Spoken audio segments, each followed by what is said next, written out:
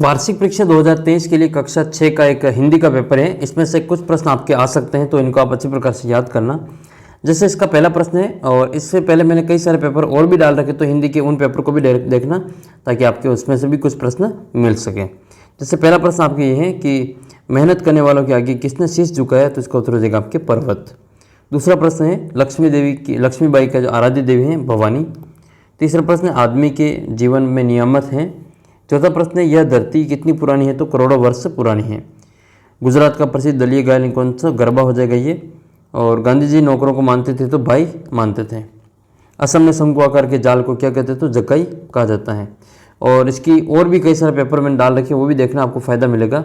और इसकी पीडीएफ मिल जाएगी आपको हमारे ऐप के अंदर। ऐप को डाउनलोड कर लेना है और इसकी पीडीएफ आपको 6वीं क्लास के फोल्डर में मिल जाएगी। अगला प्रश्न है परिमाणवाचक विशेषण आपके चौथा हो जाएगा इसमें। और अनुकूल का विलोम क्या हो जाएगा, प्रतिकूल हो जाएगा। मरकट किसका पर्यायवाची है, तो बंदर का पर्यायवाची है मरकट। अच्छा, फिर आपको बताना है एक तो घोड़े का पर्यायवाची बताना है, और एक आपको पृथ्वी का धरती का पर्यायवाची बताना है। 2 पर्यायवाची बताना है इनका। चित्ता अब उसकी दिव्य सवारी थी, तो इसमें आ जाएगा दिव्य। फिर मुझे प्रकृति का जादू का एहसास होता है। आदमियों से पहले धरती पर सिर्फ जानवर थे।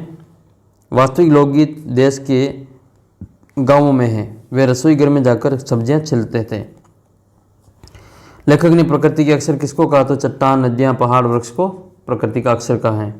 कविता में सबसे छोटे होने की कल्पना क्यों की गई, तो इससे प्यार दुलार अधिक मिलता है।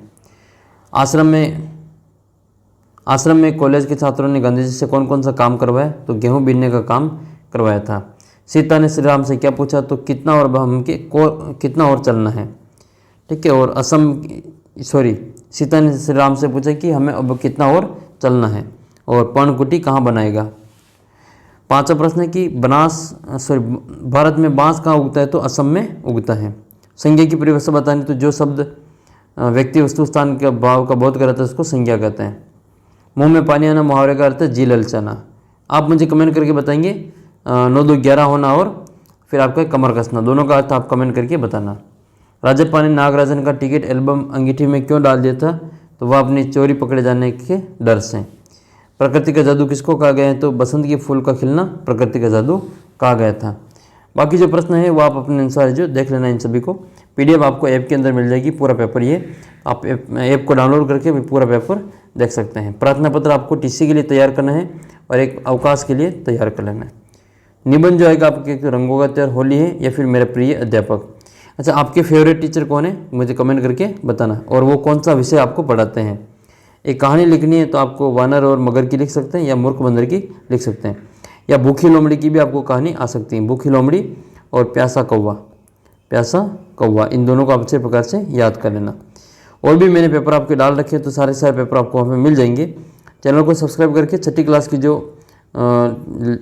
क्लास की जो प्लेलिस्ट है उसमें सारे पेपर आपको मिल जाएंगे। मिलते हैं अगले वीडियो में, तब तक जय हिंद जय भारत। ऐप को डाउनलोड कर लेना पीडीएफ के लिए।